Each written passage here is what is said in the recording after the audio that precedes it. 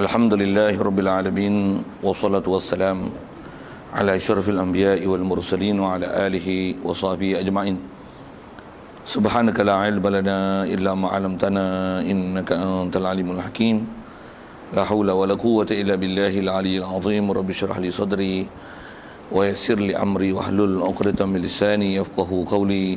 Allahumma iftah 'alaina bi futuhil 'arifin bik. Allahumma ja'alna minal ladzina yastami'una al-qawla fayattabi'una ahsana. Allahumma 'allimna mimma jahilna wa anfa'na bima 'allamtana wa zidna 'ilman nafi'an ya rabbal alamin. Qala Syekh Musannif rahimahullah ta'ala wa nafa'na bihi wa bi'ulumihi fid dharain amin.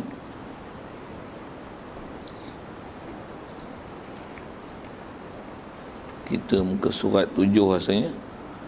Kata Musannif rahimahullah ta'ala, apa makna iman?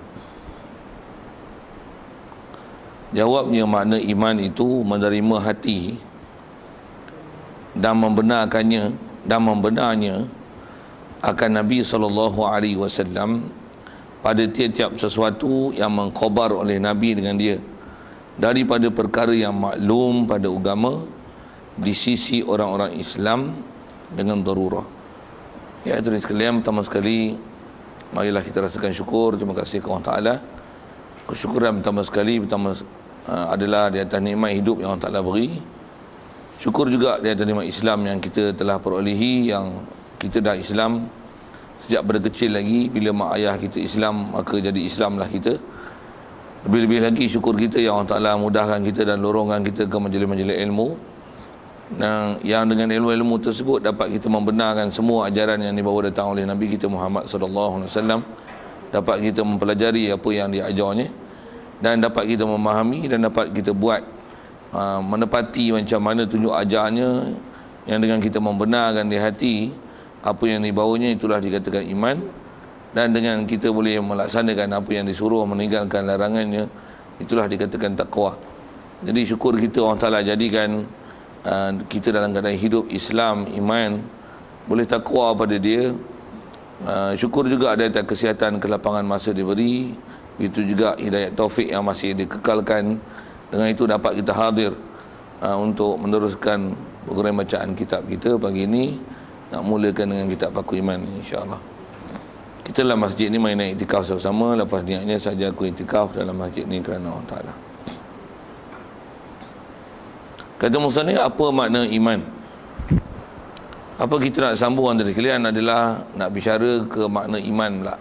Jadi yang lepas kita bicara Islam, yang antara lain kita dah bicara dulu dalam takrifan yang sebut ulama telah disebut oleh ulama kita. Bila disebut saja Islam, dia adalah ikrar bil lisan, pengakuan dengan lidah, dengan apa yang telah kita bicara lepas takrifannya. Jadi iman, Islam ni adalah mengaku dengan lidah, mengiktiraf apa saja ajaran yang dibawa oleh Nabi kita Muhammad SAW, yang kalau dia tak Islam lagi, untuk dia masuk Islam mesti dia ikrar dengan lidah dengan mengucap kalimah syahadah. Yang kalau orang yang dah Islam, dia tak perlu mengucap kalimah syahadah untuk dia masuk Islam. Bahkan dengan mak ayah di Islam, maka dah jadi Islamnya dia. Cuma untuk mengekalkan status quo dia sebagai seorang Islam, hendaklah dia belajar elok-elok dan memahami apa selok belok ajaran Nabi kita Muhammad SAW. Dan di mulut dia mestilah mengiktiraf, sentiasa mengiktiraf, mengakui, membenarkan apa saja ajaran yang dibawa datang oleh Nabi kita Muhammad SAW, khususnya perkara-perkara yang dipanggil maklum fiddin bil darurah, benda yang maklum dalam agama, yang dapat maklum ni pun dengan semudahnya, simply known among the Muslims, yang dia istilah common sense, common knowledge among the Muslims. Jadi perkara tu hendaklah dibenarkannya dan diiktiraf.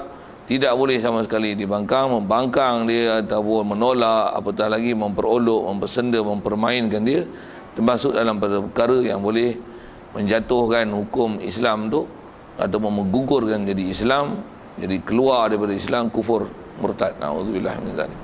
Jadi yang tu perbicaraan kita yang lepas, takrifan Islam. Jadi Islam ni dia lebih fokus kepada apakah ikrar dengan lidah, kan? Begitu juga termasuk tu juga kalau ikut adalah perbuatan Cuma ada bab perbuatan yang saya tak sentuh hari itu. Berdasarkan takrif sekali lalu yang telah kita bicara adalah bab sentuh hanya dalam bab ikrar bil lisan saja. Jadi insya-Allah kita nak masuk hari ini adalah iman pula. Jadi atas soalan tu kata dia apa makna iman. Jadi iman ini, makna iman adalah menerima hati.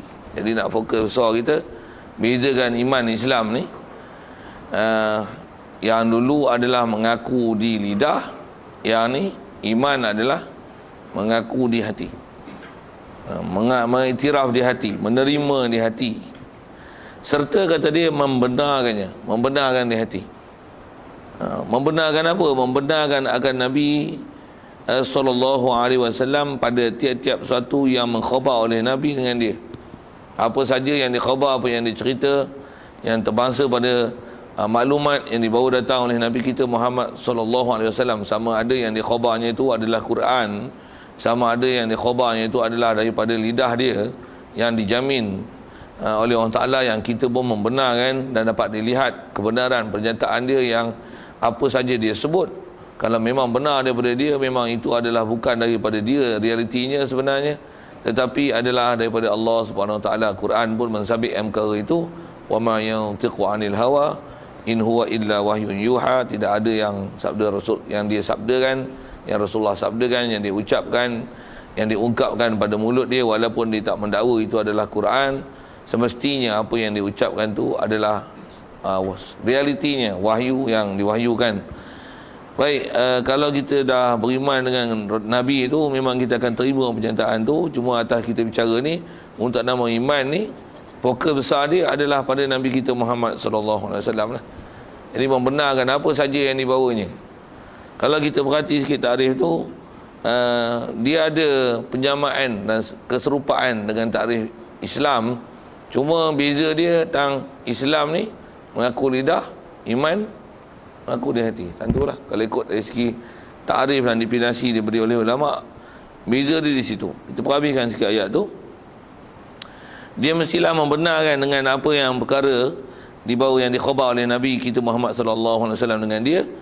Apa yang Nabi bawa ni pun, yang benda besar yang mesti diiktiraf, diterima di hati adalah perkara yang maklum pada agama. Benda yang maklum fid din, maklum pada agama pun di sisi orang Islam, ini dalam muslimin di sisi orang Islam. Dan maklum ni pun maklum dengan darurah. Dengan darurah tu kena taklukkan dengan maklum. Maklum dengan darurah. Istilah darurah di sini pun ada kita berapa kali jumpa istilah daruri. Iaitu daruri dengan mana mudah. Semudahnya benda maklum ni yang dikhabar oleh Rasulullah ni, semudahnya diketahui oleh orang Islam. Jadi jelas rasanya apa yang disebut tentang definisi iman tu. Jadi iman mesti membenarkan pada apa yang Rasulullah bawa. Baik. Jadi fokus yang kita nak lihat satu lagi, kalau kita perhati sikit dengan takrifan telah disebut oleh ulama dalam bab takrif Islam dan iman ni, benda besar kita nak nama Islam iman ni mesti kat Nabi kita Muhammad SAW. Apa-apa pun based on dia. Pasal kalau ada orang kata macam ni, dia kata dia beriman Tuhan kita ialah Allah, tapi dia tak percaya dengan Nabi Muhammad. Pelik orang macam ni. Pasal apa? Macam mana dia boleh beriman dengan Allah Ta'ala, sedangkan yang khabar Allah Ta'ala pun Nabi Muhammad je khabar. Satu manusia macam ni, akal dia buka buntut gitu nah. Ada manusia yang tu kan. Macam tu yang kata, macam mana dia boleh terima Quran, sedangkan Quran ni Rasulullah yang cerita, tapi yang Rasulullah cerita dia tak pakai. Pelik ni orang ni. Manusia macam ni dah kita kata, walaupun beranak di kalangan orang Islam yang ni, yang kita bicara takrif balik ni, walaupun beranak di kalangan orang Islam, walaupun namanya sedap, nama Qasim, Ahmad, Bufi lah gitu lah, orang yang duduk sekeliling tu sigung-sigung biar lah, dah kita baca takrif tu, tapi dah tak dapat pendidikan betul macam mana yang maklumat fiddin bid darurah itu yang sepatutnya dia kena iktiraf. Macam mana kalau dia belajar, kalau saluran yang betul, tempat yang betul, daripada sumber yang betul, dia takkan jadi gitu. Tapi kalau kita faham tu, macam mana kepala otak dia boleh jadi sewil gitu. Pasal dia belajar Islam bukan dengan caranya. Dia belajar Islam bukan daripada orangnya. Dia belajar Islam bukan daripada sumbernya. Dia belajar Islam bukan dengan mengikut formatnya. Satu jadi kelang kabut itu. Satu kita ni walaupun Islam, kita ni dah Islam, beranak daripada kalangan orang Islam. Memang kita dapat Islam sebab mak bapak kita Islam. Tapi pengisian kita daripada kecil untuk kita sekarang ni jadi apa adalah kita. Dia berdasarkan apa yang kita belajar. Satu, kalau kita tak ada belajar apa-apa, di Islam juga, pergi Islam bangang. Itu awal-awal kena ayat kasar tu. Di Islam bangang. Dah tak ada belajar apa, Islam bangang lah. Tanya, siapa Tuhan kau? Tak pernah bicara langsung tentang Mbak Tuhan. Sampai tak tahu, kalau boleh sebut pun Allah. Okey, Nabi kau siapa? Nabi Muhammad. Cuba cerita sikit Allah yang kau faham ni macam mana? Boleh? Jadi di Islam, tu Islam bangang tu bahasa mudah kita lah. Dan tengok dia sebenarnya atas kata Islam ni tu, cara dia faham, apa dia faham, apa sebenarnya dia ialah apa yang dia belajar. Atas apa yang disebut oleh ulama kita, dia kata kita ini ialah apa yang kita belajar. Kita ini ialah apa yang kita terima daripada kecil. Apa yang kita terima. Kalau kita terima dengan apa benda yang betul, betul lah. Itu yang kalau orang Hindu, dia daripada kecil terima ajaran Hindu, dia Hindu lah. Kita memang asal atas bahasanya Islam, atas nama Islam, Islam lah. Tapi fokus kita nak dalam dengan sikit bahas tu. Islam memang status Islam. Tapi di mana kita belajar Islam? Sekolah pra, sekolah rendah, sekolah menengah, universiti. Di mana kita belajar Islam? Pendidikan Islam kita tu main mana? Itu yang kalau saya bagi dengan idea berfikirnya, sekolah rendah seminggu apa yang kuat 2 waktu. Seminggu 2 waktu je kan belajar pengetahuan agama Islam ni.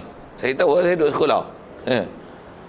Seminggu 2 kali kan. Kalau satu hari ada 10 subjek, maksudnya 5 hari 50 subjek, 50 waktu. Jadi 2/50 lah adalah pengajar agama.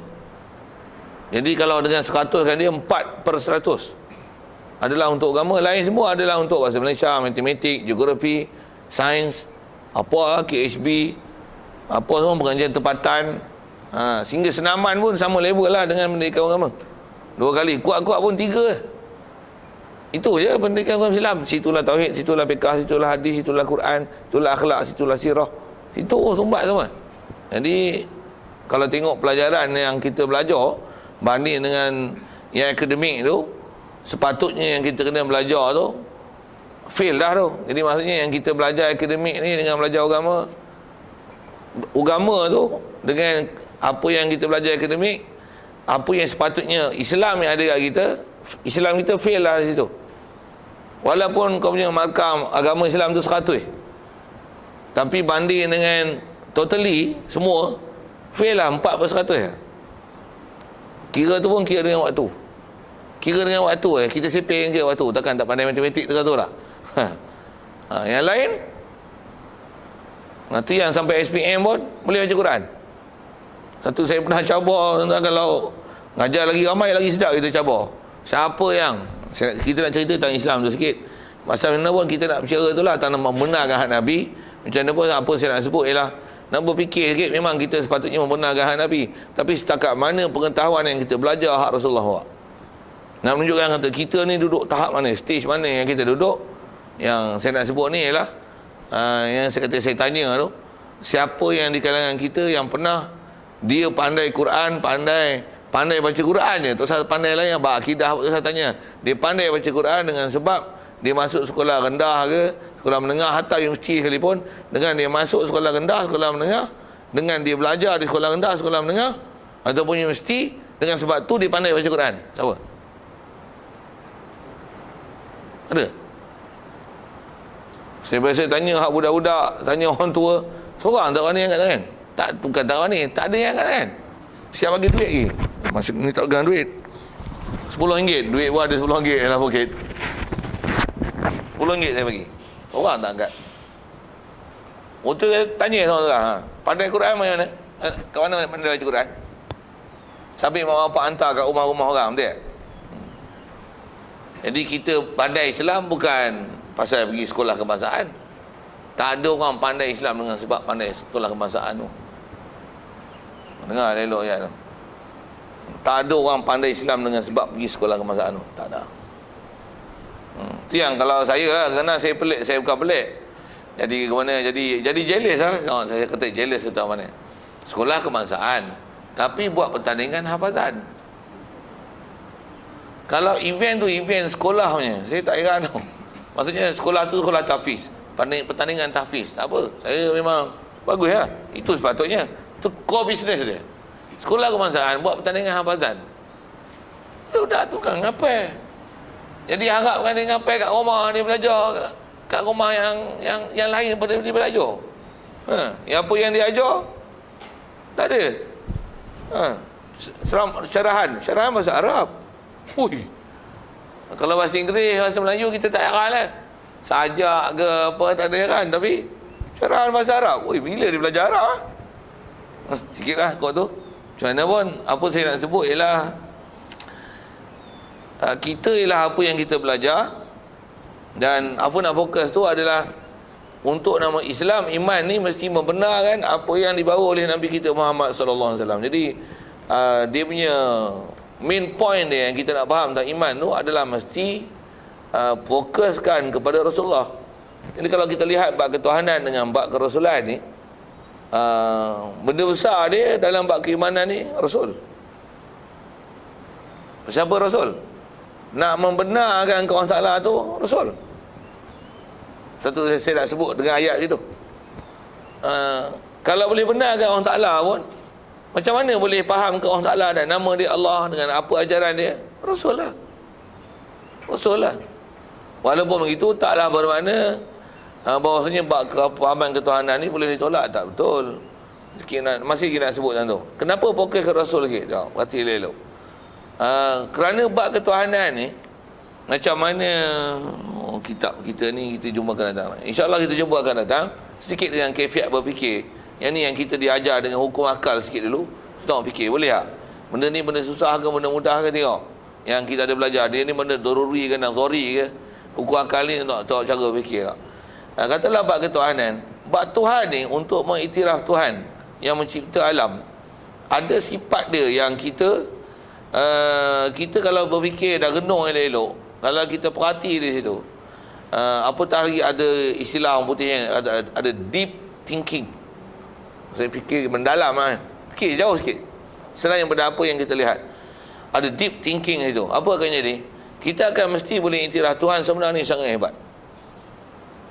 Tu yang orang kafir pun boleh iktiraf kan bab tu. Maksudnya bab ketuhanan, akal saja kalau ikutlah, boleh memikirlah apa sepatutnya sifat yang tak dapat tak boleh ditolak. Ini adalah sifat Tuhan. Itu akal boleh dapat. Yang tu yang insya-Allah kita jumpa ke depan. Buat misal lah, dengan apa yang kita lihat alam ni.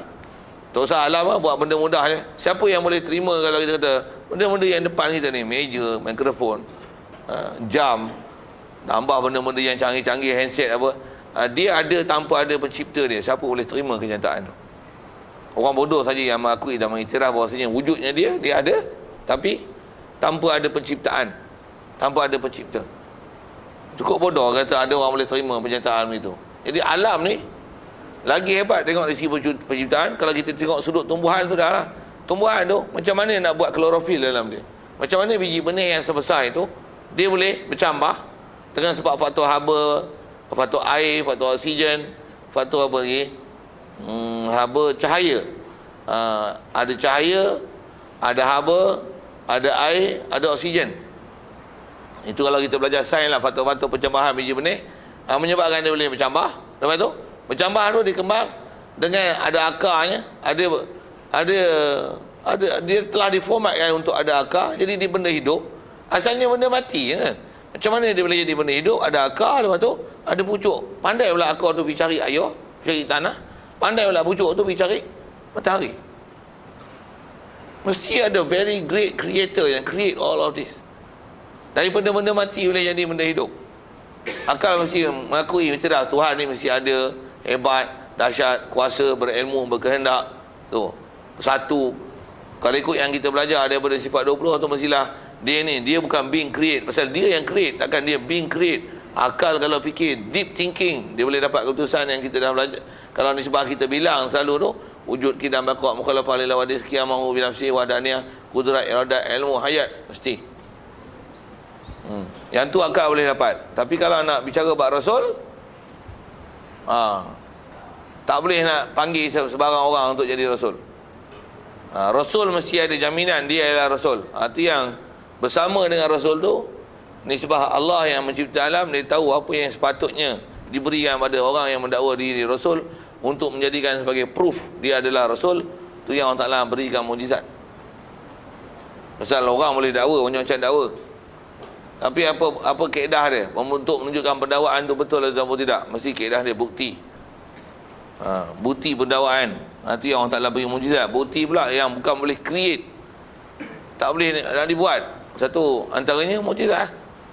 Tu istilah yang ada pada Rasul, semuanya tak boleh being create. Macam mana tu perhati dari segi keupayaan. Manusia yang tak pernah diajar membaca dan menulis dan tidak ada keupayaan membaca dan menulis, dan pula hidup dalam zaman yang tak bertamadun dengan bahasanya gitu, tapi dia boleh mengeluarkan ayat-ayat yang begitu nilai tinggi dari segi sudut sastranya, dan mengeluarkan ayat-ayat pernyataan dari segi sudut ilmu dalam semua bidang ilmu.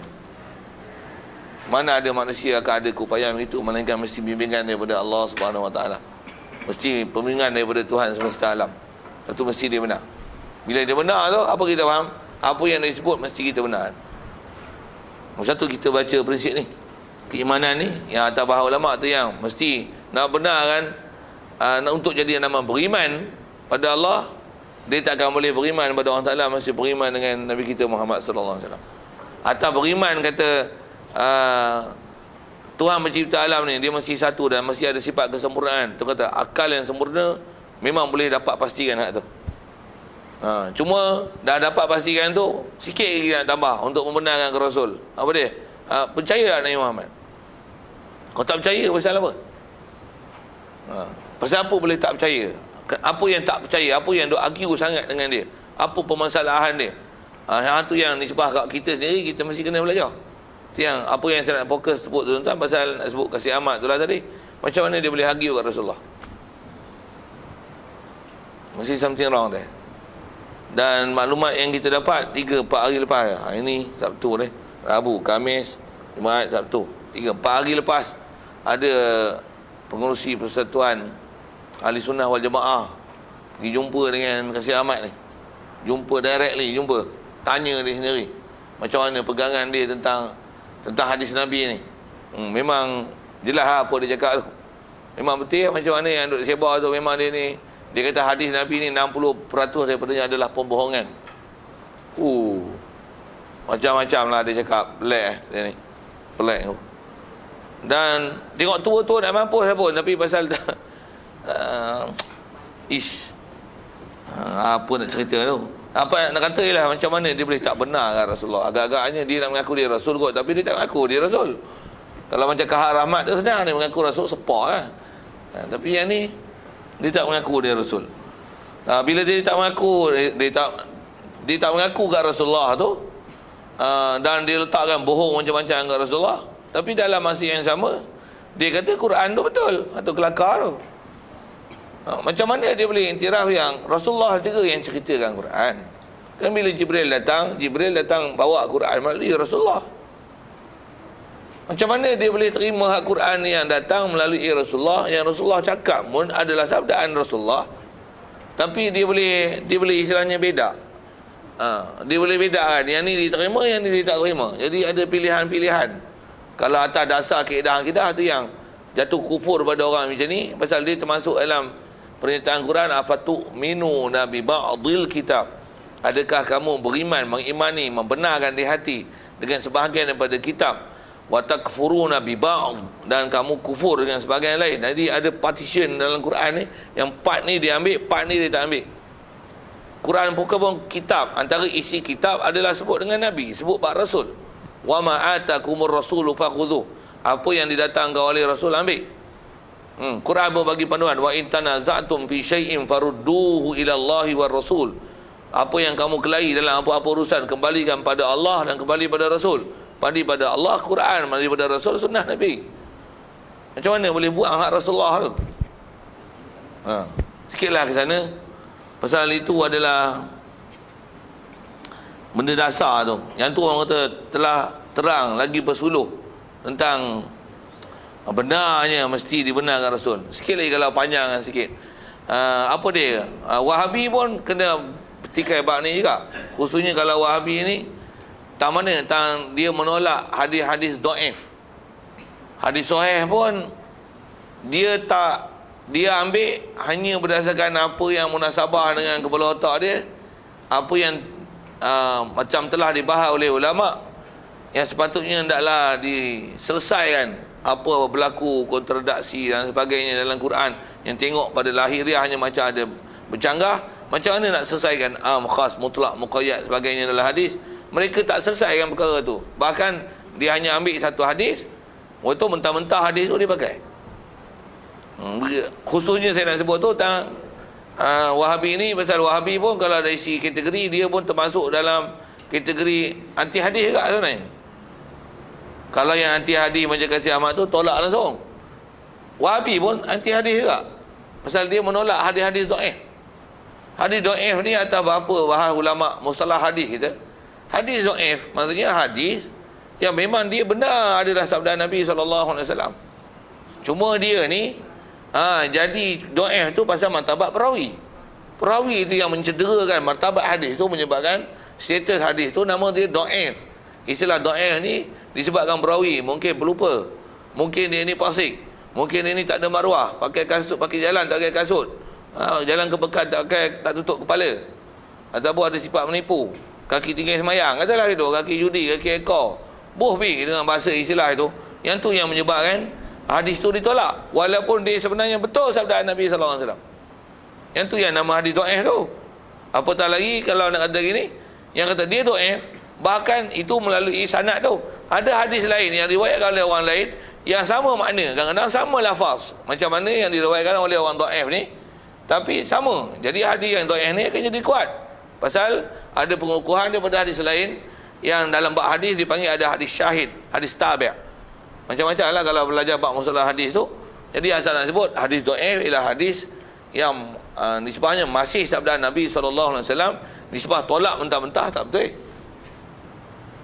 Wahabi tolak mentah-mentah, habis di bid'ah ni, bid'ah, tahlil bid'ah, masuk neraka, masuk neraka, masuk neraka, masuk neraka.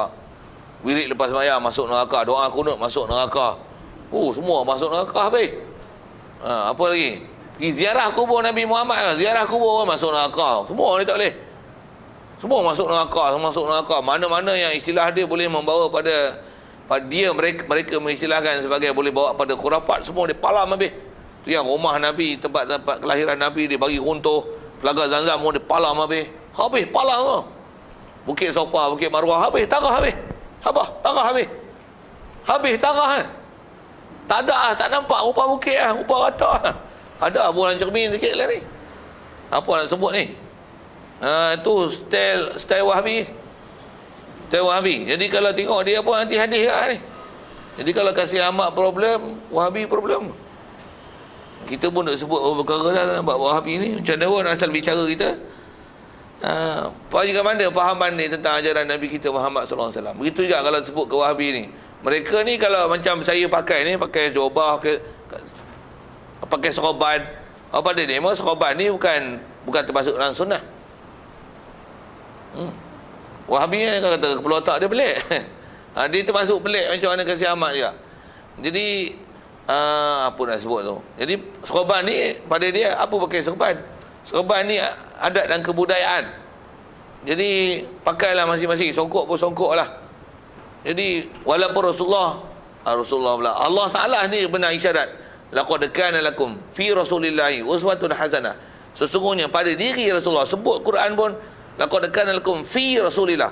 Fi rasulillah tu atas syarahan ulama, pada Rasulullah tu sebut dengan pada Rasulullah, dia tak sebut pada perkataan Rasulullah, sebut fi Rasulillah. Boleh syarah tu fi Rasulillah tu, fi qauli Rasulillah, fi akhlaqihi, fi siabihi, fi apa, fi siratihi, fi suratihi, pada perjalanan hidup dia, akhlak dia, pakaian dia, batang tubuh dia. Uswatun hasanah adalah ikutan yang cantik, yang elok, yang baik. Walaupun fi hali Rasulillah, hal Rasulullah, dia tak ada nak memewah-mewah, itu adalah contoh ikutan baik. Quran fokus dengan laqad kana lakum fi Rasulillah tu. Dia tak isyarah mana-mana pun. Fi Rasulillah sebut umum. Pada Rasulullah. Boleh pada tu, pada macam-macam sudut tu. Bukan pada perkataan saja. Yang tu yang kita nak ambil faham Quran tu dengan tengok Arab terus tu. Memang ulama syarah Syiah. Fi Rasulillah, perjalanan hidup Rasulullah baik sekali. Apa? Pakaian Rasulullah baik sekali. Kalau dia kata dia suka putih paling baik. Hang nak pakai color-color, saya pun pakai color-color. Boleh, harus pakai. Tapi jangan nafikan yang Rasulullah pakai putih baik. Rasulullah pun pernah sebut. Nisbah dia pernah sebut. Kalau dia tak sebut pun macam mana? Kalau katalah dia pakai sorban, dia tak nak sebut sorban. Dia pakai tak? Bila dia pakai apa faham? Dia pakai adalah pakaian baik. Hang tak nak pakai tuan. Hang nak pakai tuan. Tapi jangan hang nafikan pakai sorban adalah baik. Jubah, hang tak mau pakai jubah, hang nak pakai kot, hang pakai. Tai tu ketai. Hang nak pakai tai. Tapi tai tu kena petikai. Ada satu benda yang ulama dulu cukup bangkang tu, pakai pakaian macam tu. Cuma zaman ni orang kata dah jadi bala, jadi celaka umat Islam pakai hak tu. Apa nak sebut ni? Tai tu. Tapi nak kata nak pakai tu, tapi nak kata pakai macam mana Rasulullah pakai jubah. Jubah dia pakai dengan seluar dia pun antara lutut dengan betih. Kalau dalam ni orang kata pakai seluar banjir. Sekali pun dia pakai macam tu. Nisbah dia macam mana? Nak pakai labuh, tapi labuh sampai beleret teh ayam pun sapu atau satu hal lah atas kepala lutut tu melampau tu. Ada benda sepadan-sepadan yang telah disebut macam mana pun nak kata kalau nak pakai macam mana cara yang pernah ada waris datang Rasulullah pakai, yang kata hatu Rasulullah, jangan dinafi apa yang datang dari Rasulullah. Itu ya. Walaupun kata Allah hadis ni hadis dia tak kuat, nama hadis tu martabat dia dhaif. Apa kaedah dia? Ada amal, memang sabda Rasulullah, memang perbuatan Rasulullah, memang akhlak Rasulullah, memang sifat Rasulullah. Macam mana? Okey. Jalan. Kalau yang tu pun dia petikai, tanya, tai pakai hadis apa? Tu yang kata petikai bak tai. Songkok pakai hadis mana? Boleh tak tebeng duk pakai songkok? Tebeng bahasa kita senang tak? Tebeng pakai duk jadi pakaian ni pula fashion. Mana-mana pun songkok. Sikit lah tu kan. Tuan-tuan nak ubah daripada songkok tu pakai hal ni bagus kan. Tapi nak kata apa? Duk megah sangat dengan songkok tu pasal apa? Duk megah sangat dengan kot tu pasal apa? Macam mana pun nak marah sangat tak boleh. Pakailah. Prinsipnya menutup aurat. Tapi hak Rasulullah tu, orang Ta'ala sebut laqad kana lakum fi Rasulillah. Budak tu laqad. Kalau kita belajar dalam ilmu nahwu kan, laqad kana lakum, lam. Ada lam tu laqad. Qad tu makna sesungguhnya dah. Qad kana, qad masuk pada kana dia li tahqiq. Sungguh. Satu hal. Ada lam lagi. Laqad. Lam ni atas masyhur sebut ulama nahwu, dia kata lam ni ialah lamun muwattatun li jawabi qasamil mahzuf. Lam untuk di standby, disediakan bagi jawab satu pernyataan sumpah yang dihazaf, yang tak disebut dalam lafaz. Laqad khalaqnal insan fi ahsani taqwim. Laqad kana lakum fi Rasulillah. Apa lagi? Laqad ja'akum rasulun min anfusikum. Laqad. Apa lagi laqad? Banyak dalam Quran laqad tuan-tuan. Budak-budak tapi ni tak boleh tolong ke? Apa lagi laqad? Walaqad ja'akum rasulun. Banyak laqad dalam Quran. Lam apa ni? Itu yang dipanggil lamun muwatta'atun li jawabil qasamil mahzuf. Asal takdir ayat dia perkataan dia li izzati wa jalali wa karamati, di atas kebesaranku, kemuliaanku dan kebesaranku.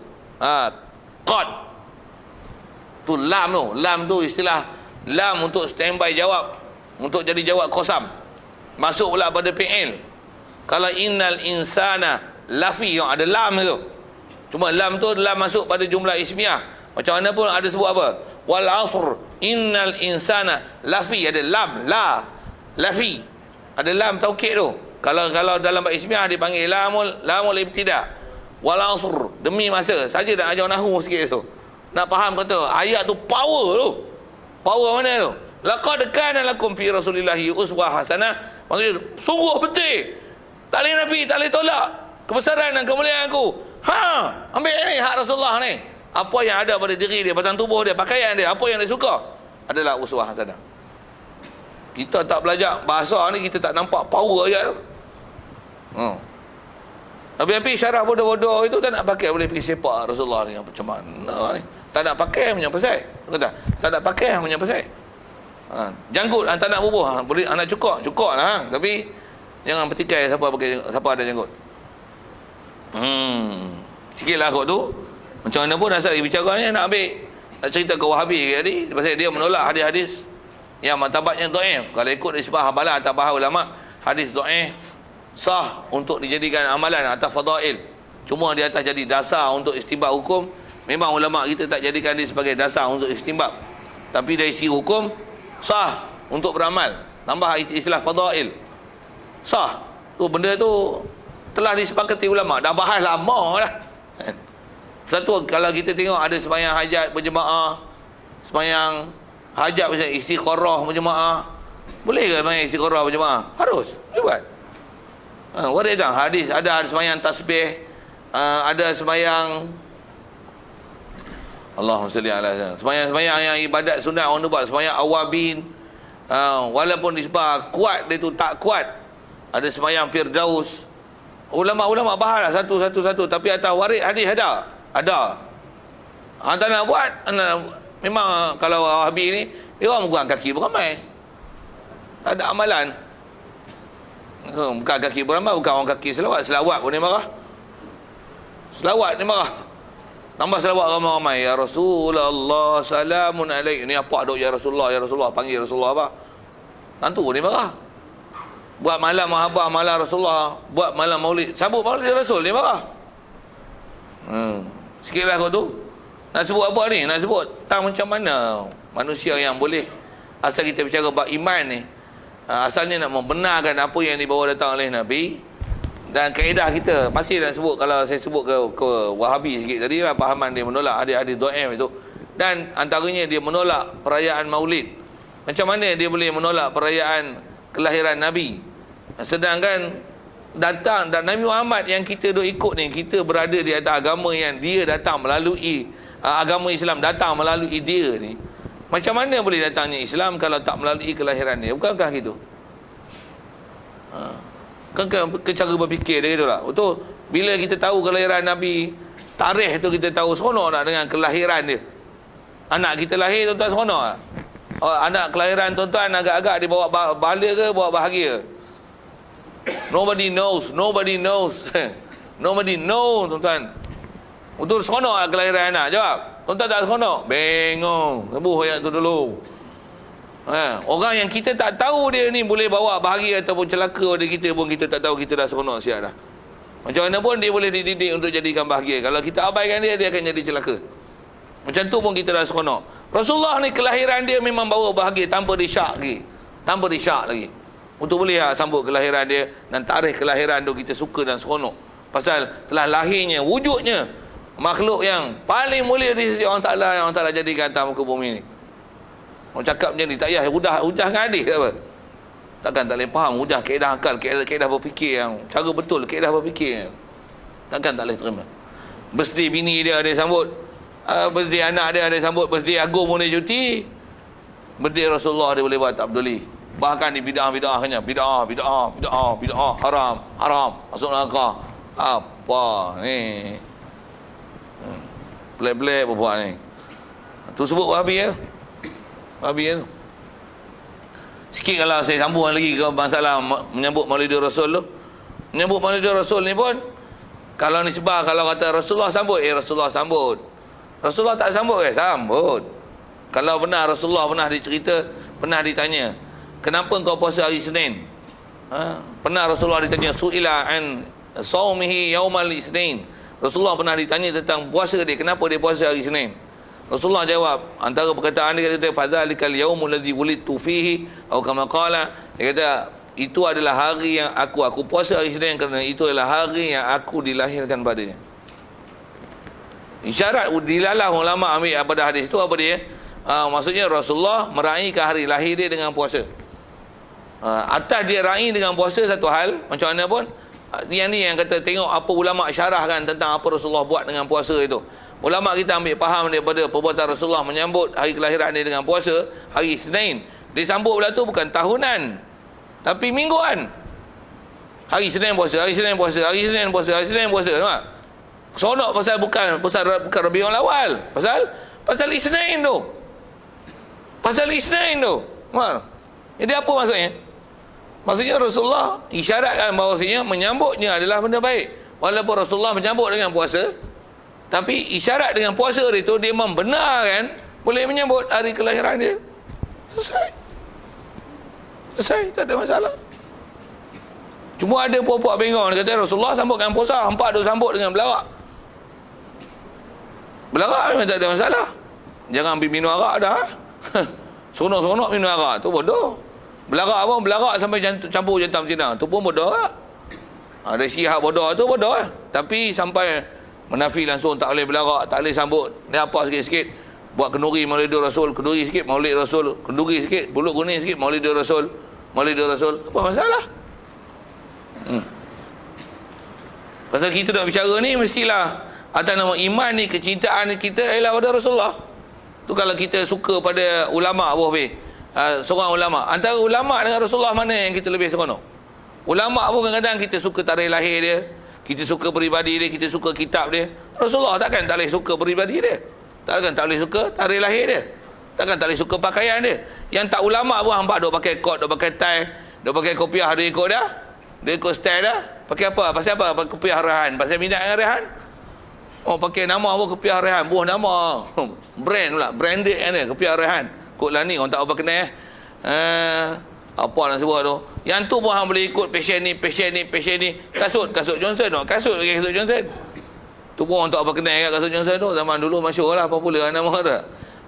Pasal apa hang boleh ambil brand ni? Hak Nabi Muhammad nya brand ni hang tak mau pakai ni pasal apa? Orang macam tu jumpa sport tu geram ke dah. Ni apa pakai selendang ni? Ramalan ni apa ada pakai selendang ni? Hang tak mau pakai apa sudah. Sepak lagi sekali tu.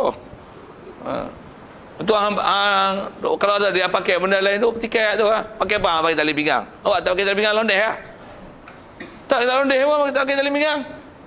Saja nak melawak tak betul riak. Nak tunjuk ke orang bagi lawa. Tak betul. Keluar. Bukan ajaran Islam, bukan ajaran Rasulullah macam ni. Tak mahu nak pakai seluar. Rasulullah pakai seluar, memang Rasulullah pakai seluar. Rasulullah pakai seluar macam hang pakai seluar sama.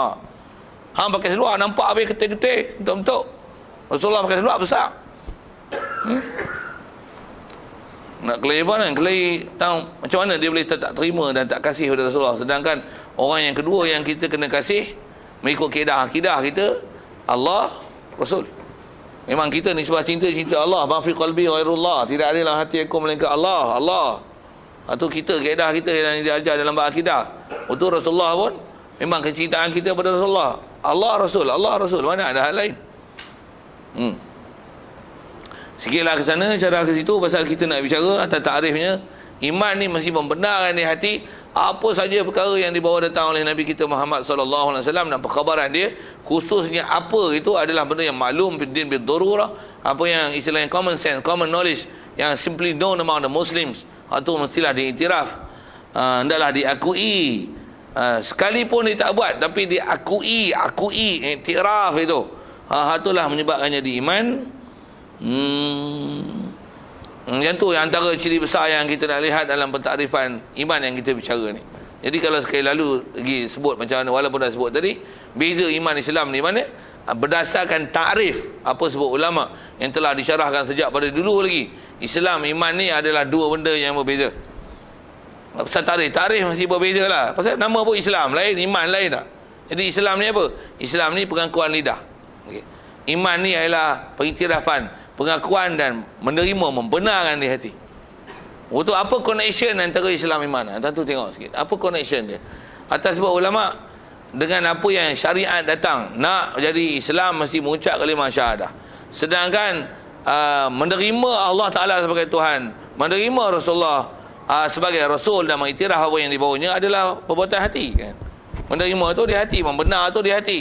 Untuk apa connection dia dengan lidah? Lidah ni adalah sebagai translator dia, sebagai penterjemah. Satu, atas kaedah Islam, mengucap kalimah syahadah adalah rukun Islam. Apa kaitan dengan iman? Dia lah syarat iman. Maksudnya iman dalam hati takkan sah melainkan mengucap kalimah syahadah. Baru sah Islam, baru sah iman. Iman dan Islam takkan sah melainkan dengan mengucap kalimah syahadah. Cuma kalimah syahadah dalam bab nisbah orang kafir, dia ialah rukun Islam, dan mengucap kalimah syahadah apa kaitan dengan iman pula? Dia ialah syarat iman. Dia ialah syarat iman. Pasal mengucap kalimah syahadah dia bukan jadi rukun dalam bab iman. Memang rukun kalimah syahadah bukan rukun iman, dia rukun Islam. Untuk bab iman macam mana? Mesti iman pada Allah Ta'ala, iman pada malaikat, iman pada Rasul, iman kitab, iman hari kiamat, qada dan qadar. Jadi yang tu adalah sebahagian daripada apa yang dibawa oleh Rasulullah. Jadi umum beriman pada kitab tu meliputi semua rangkup apa yang dibawa oleh Rasulullah. Dia cerita tentang hari kiamat, masa akan datang, itu umum, termasuk dalam kitab tu. Beriman dengan qada qadar. Pasal yang tu yang Rasulullah bilang secara khususnya, iman semua tu perkara yang beriman dalam hati, dan untuk jadi sah tu, membenarkan di hati tu. Macam mana nak buat? Tak dapat tidak, mesti mengucap kalimah syahadah. Jadi apa kaitan dengan mengucap? Jadi mengucap itu adalah syarat nak bagi sah apa dalam hati. Pasal orang yang kalau dalam hati dia istilahnya telah meledak, apa ya, berkobar-kobar untuk mempercayai, meyakini apa yang dibawa oleh Rasulullah, memang dia takkan duduk diam, pasti dia akan sebut dengan mulut. Pasal manusia ni kalau tengok sikit nak sebut perkaitan antara dalam